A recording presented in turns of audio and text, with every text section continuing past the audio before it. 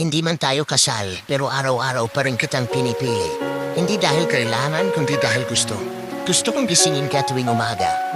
Kahit pagod, kahit minsan hindi tayo nagkakaintindihan. Hindi man tayo kasal, pero sabay nating hinarap lahat. Yung hirap, yung pagod, yung mga gabing tahimik pero mabigat.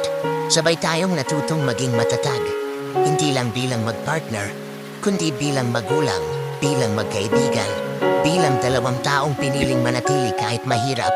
Wala tayong seremonya, wala tayong sing-sing, pero meron tayong mga alaala, mga tawanan sa gitna ng pagod, mga yakap sa gitna ng lungkot, mga planong kahit di sigurado, sabay pa rin nating tinatahak. Hindi man tayo kasal pero ikaw ang tahanan ko. Yung braso mo, yung pahinga ko. Yung boses mo, yung ginhawa sa magulong mundo. Ay alam mo, mahal, hindi ko kailangan ng papeles para patunayan kung gaano kita kamahal. Kasi ramdam ko, sa bawat araw na magkasama tayo, doon pa lang. Kasal na tayo sa puso ng isa't isa. Hindi man tayo kasal pero buo tayo. Hindi man tayo kasal pero ikaw ang pinili kong habang buhay.